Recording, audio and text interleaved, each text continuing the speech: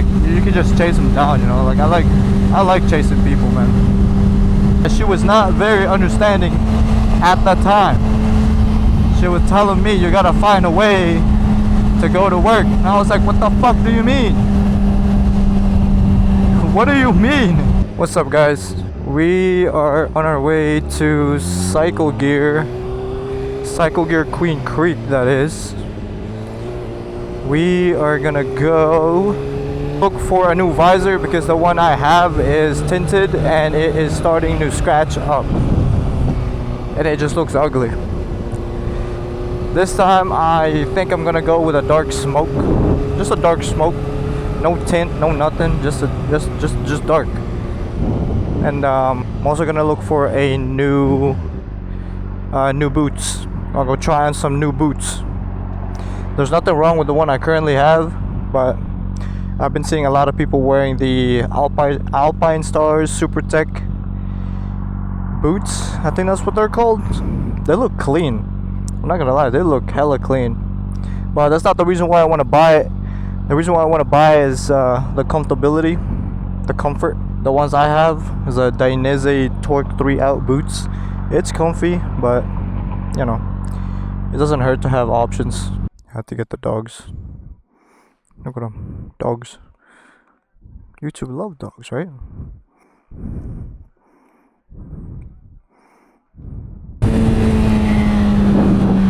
Oh man, it feels good. I haven't ridden in like a week. The bike's just been sitting there collecting dust. I wanna go on a group ride again. I don't know, kind of miss it.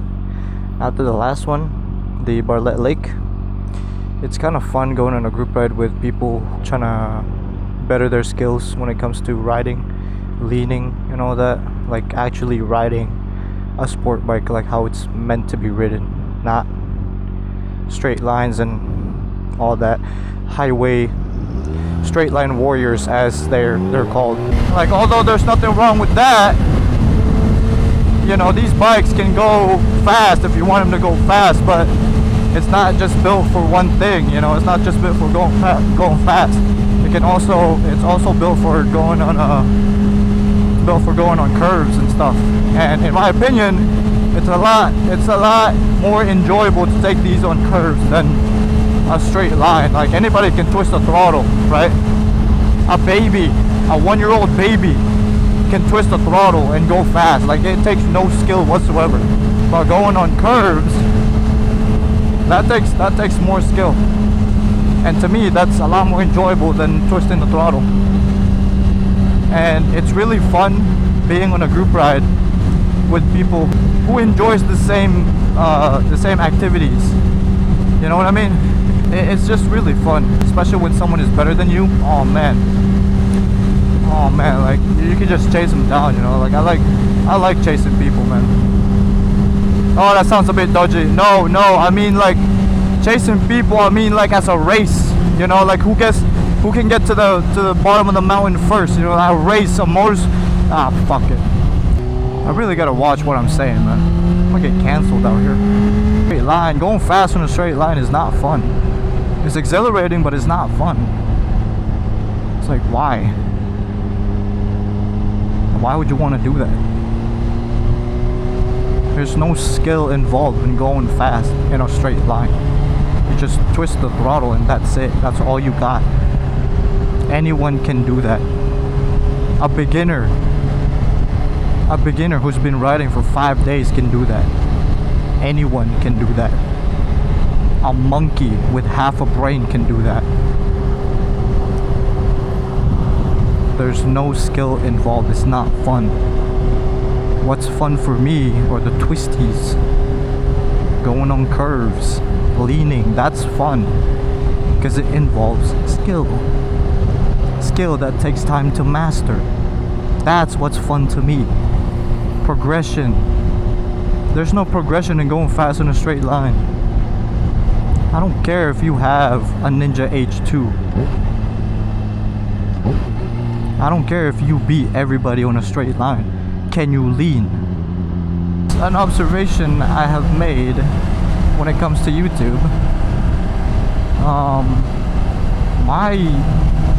My channel has only been up for a month and a half because yeah, I have 6 videos and I post once a week. So yeah, my channel has been up for a month and a half, and a weird observation I've made was that all the videos that were unplanned did better than the videos that were planned. It's like I've been watching, during that month and a half, I've been watching YouTube videos on how to be a better YouTuber, how to edit better, how to take videos better, how to take photos better, you know, all that stuff, right? The whole 9 yards. Like I'm watching hundreds of hours of videos just trying to be a better YouTuber. And one of the most common things that they say is you have to plan your videos, and they're not wrong, right? They're not wrong. You do have to plan your videos, but it's just a funny observation I've made. All the videos that were unplanned, you know, like I literally just grabbed the camera and I just thought, you know what, let's just record something, right? Because I couldn't think of anything for the whole week. So I just said, fuck it, let's grab the camera and let's record something, right? It's literally all I did. And those videos did well over 1K views. And for those videos that were planned, didn't even break 1K. Like it's just funny to me. It's like they tell you to plan your videos, but those planned ones didn't do well. Alright, we just left the cycle gear.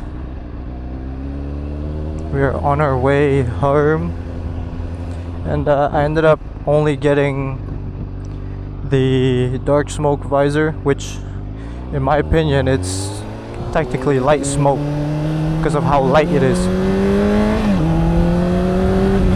That is not dark smoke at all, but we'll see what's on the helmet. Also, fun fact, Ellsworth Road was the road that I broke down in a long time ago. I was on a bike. It was a 2004 MV Agusta Brutale 750. It was the first it was my first time getting a taste of Italian engineering. It was my first Italian bike, my first time on a naked bike, my first time being on a bike with over 100 horsepower, and my first time with hydraulic clutch.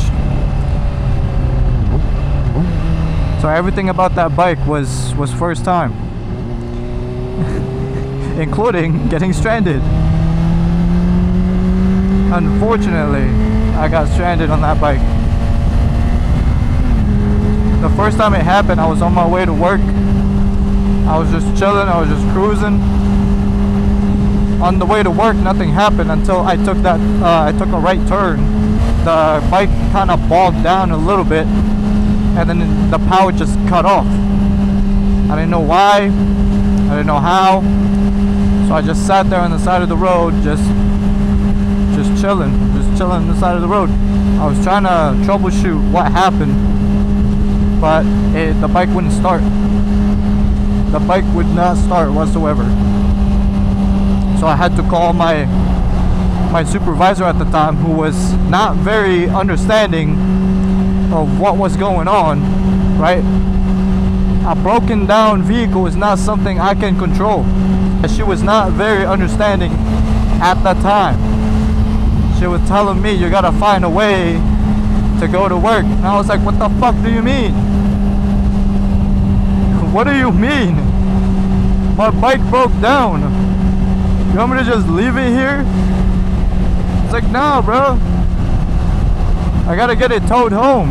And I'm going home and figure it out. Because guess what? If I don't figure it out today, how am I gonna figure it out tomorrow? How am I gonna get to work tomorrow?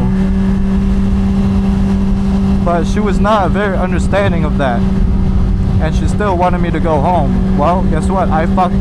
She still wanted me to go to work, and I still went home. Cause fuck that, right? I gotta figure this shit out now. That way tomorrow I can actually go to work and make up for the lost time of that day.